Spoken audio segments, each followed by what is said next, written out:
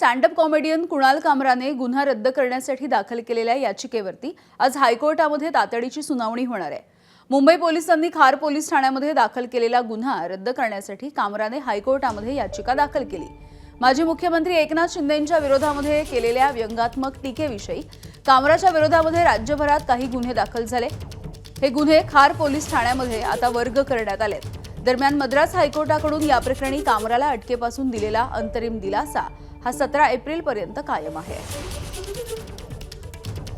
अक्षय भाटकर आमचे प्रतिनिधी आपल्याला माहिती देतील। अक्षय, या याचिकेवरती आज तातडीची सुनावणी होणार आहे, नेमकं काय युक्तिवाद केले जातील? महत्त्वाचं म्हणजे या याचिकेच्या आधीच मद्रास हायकोर्टाने कुणाल कामरा याला 17 तारखेपर्यंत अंतरिम दिलासा दिलेला आहे। त्यामुळे सध्या तरी त्याच्यावर कोणती कारवाई ही केली जाऊ शकत नाही आणि तोच मुद्दा घेत कुणाल कामराचे जे वकील आहेत त्यांनी हायकोर्टामध्ये याचिका केलेली आहे की मद्रास हायकोर्टाने जो दिलासा 7 एप्रिलपर्यंत दिलेला होता त्या दिलासाच्या काळामध्ये देखील मुंबई पोलिसांकडून 3 समन्स हे कुणाल कामरा याला पाठवण्यात आलेले होते। मग हे 3 समन्स पाठवायची गरज काय होती अशा प्रकारचा प्रश्न या याचिकेतून विचारण्यात आलेला आहे। त्याचबरोबर कुणाल कामरा याच्यावर जो गुन्हा दाखल करण्यात आलेला आहे किंवा जे विविध गुन्हे दाखल करण्यात आलेले होते आणि मग ते खार पोलीस स्टेशनमध्ये एकत्रित करण्यात आले, त्याच्यामध्ये जी कलमं वापरलेली आहेत त्या गुन्ह्यांमुळे कुणाल कामरा याचा जो व्यक्ती स्वातंत्र्य आहे त्याच्यावर घाला आलेला आहे असं देखील या याचिकेत म्हटलेलं आहे।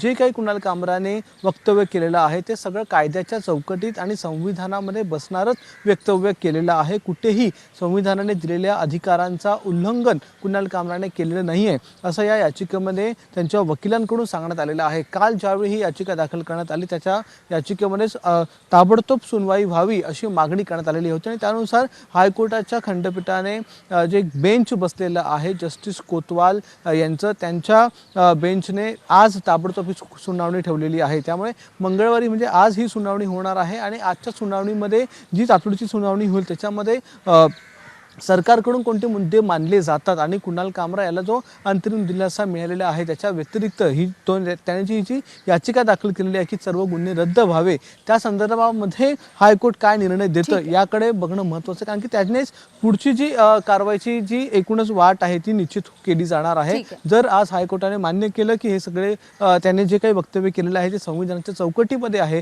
आणि हे गुन्हे दाखल करणं योग्य नाही तर कुणाल कामरा हा पूर्णतः या गुन्ह्यातून सुटला जाईल किंवा तो बाहेर पडेल या संपूर्ण वादातून। मात्र जर हायकोर्टाने मान्य केलं की हे सगळे त्याच्यात जे दाखल गुन्हे आहेत, आज या सुनावणीमध्ये नेमकं काय होणार हे बघणं महत्त्वाचं ठरेल। धन्यवाद माहितीसाठी।